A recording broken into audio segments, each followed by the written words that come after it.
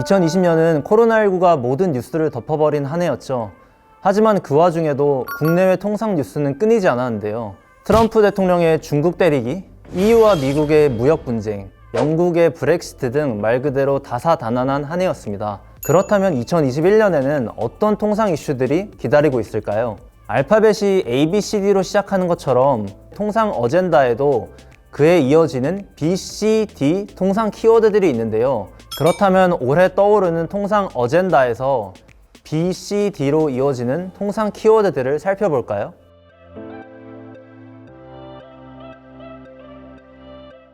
가장 먼저 살펴볼 이슈는 B, 즉 바이든 행정부의 출범입니다. 전 세계가 주목하는 큰 통상 이슈라고 할 수 있죠.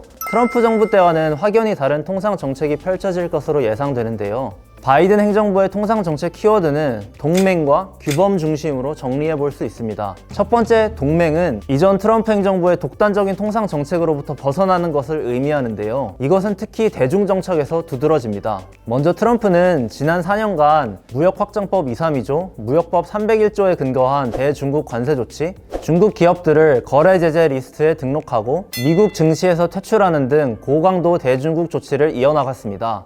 바이든은 중국을 견제하는 데 있어 동맹국과의 협력을 무엇보다 중요시합니다. 바이든 행정부는 중국의 군사적 위협 차원뿐만 아니라 기술, 투자, 공급망 등과 관련해 동맹 국가 간 연합전선을 구축하는 아시아 태평양 전략을 수립할 것으로 전망됩니다. 이는 중국의 경제 성장과 세계 경제에서 중국이 차지하는 위상을 어느 정도 인정하는 데서 나오는 정책이라고 볼 수 있죠. 위협적인 중국이기 때문에 미국 혼자서는 이를 컨트롤하기 어렵다는 뜻일 수도 있습니다. 두 번째 키워드 규범 중심은 트럼프 대통령의 아메리카 퍼스트와 배치되는 논리입니다. 미국에 이익이 된다면 그게 뭐가 됐든 저지르고 보는 트럼프와 달리 바이든은 국제 규범과 국제 질서라는 틀 안에서 통상 정책을 수립하고자 합니다. 그렇기에 기대되는 부분은 바로 WTO의 부활인데요. 트럼프 대통령은 WTO의 분쟁 해결 제도를 완전히 무력화하고 지속적으로 WTO에 대한 비판을 계속해왔죠. 바이든 행정부에서는 이와 같은 기조의 변화로 WTO가 다시 살아날 수 있을지 주목됩니다. 미국의 전통적 우방에게도 국가 안보를 이유로 무분별하게 적용되었던 232조가 바이든 행정부에서 어떻게 적용될지 지켜보는 것도 관전 포인트입니다. 이 부분에 대해서는 232조 조치를 유지해달라는 미국 내 산업계의 요구가 만만치 않을 것으로 예상되기 때문에 바이든 행정부가 과연 트럼프 행정부의 유산인 이 정책을 급격하게 철회할 수 있을지는 미지수입니다.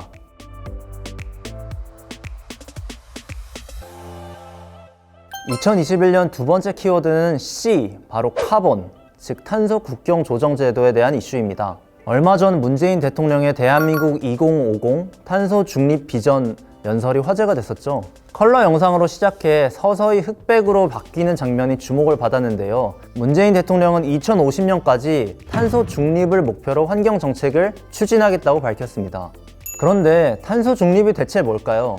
우리는 일상에서 물건을 만들고 에너지를 생산하며 탄소를 배출하게 됩니다. 탄소 배출은 기후변화의 주범이고 그렇게 각국은 이 탄소 배출량을 규제하기 위해 노력을 하고 있죠. 탄소가 배출되는 만큼 신재생 에너지나 친환경 정책을 통해서 이 탄소 배출량을 감소시켜서 결국에는 순탄소 배출량을 0으로 만드는 것이 탄소 중립입니다. 이 탄소 중립이라는 개념과 통상의 요소가 결부된 것이 탄소 국경 조정 제도라고 할 수 있습니다. 만약 한 국가에서 탄소 배출량에 대한 규제가 심해진다면 그 국가에서 물건을 생산하던 기업들은 다른 나라로 옮겨가고 싶어질 것입니다. 이런 상황이 계속된다면 결국 전 지구적인 차원에서 봤을 때는 탄소 중립을 달성하기가 꽤나 힘들어지겠죠. 아무리 어느 한 국가에서 환경 규제를 강화한다고 해도 그 국가 안에서 생산하는 기업들이 환경 규제를 피해 여개국으로 생산시설을 이전하게 된다면 결국 소용이 없으니까요. 이렇게 기업들이 환경 규제가 약한 나라로 옮겨가는 것을 이른바 탄소 누출이라고 하는데요. 탄소 국경 조정 제도는 이러한 탄소 누출을 방지하기 위한 제도라고 볼 수 있습니다. 환경 규제가 상대적으로 약한 국가에서 생산되는 물품에 추가적인 비용을 부담하게 하는 정책인데요. 여개국에서 생산되는 제품들의 가격 경쟁력을 떨어뜨리는 조치라고 볼 수 있죠. 2020년이 세계 각국이 탄소 중립을 선언한 연도라고 한다면 2021년은 탄소 국경 조정 제도가 본격적으로 윤곽을 드러내는 연도라고 볼 수 있는데요. 첫 번째로 EU 집행위원회는 2021년 2분기 안에 EU 의회와 이사회에 탄소 국경 조정 제도에 대한 입법안을 제출할 것이라고 밝혔습니다.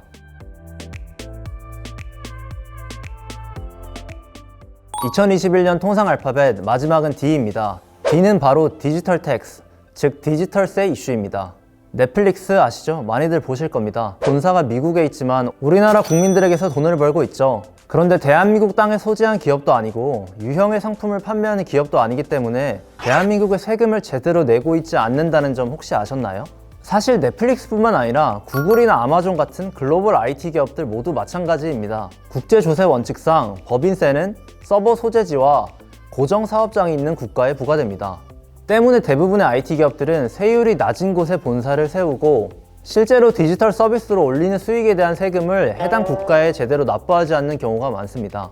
이런 국경을 넘나드는 얌체스러운 IT 기업들의 행태로 인해 기업이 실제로 돈을 버는 국가에서 세금을 내는 게 맞는 것 아니냐라는 목소리가 나오게 됩니다.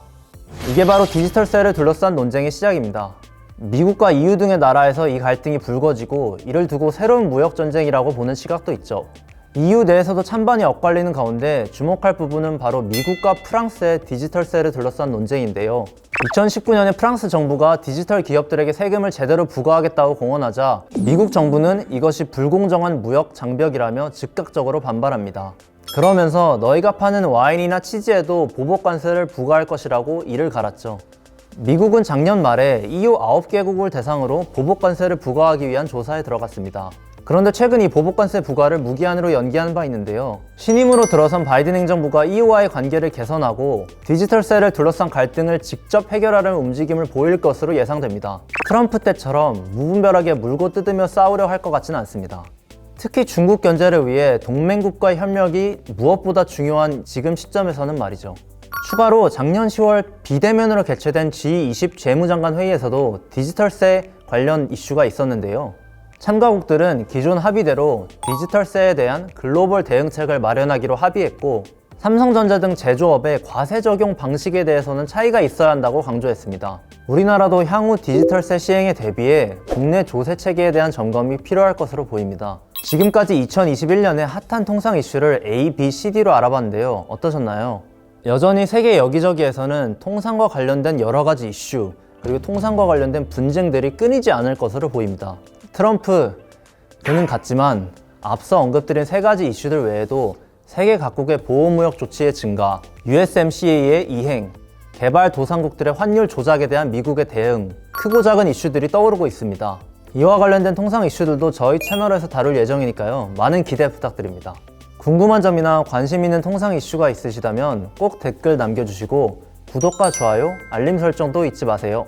감사합니다.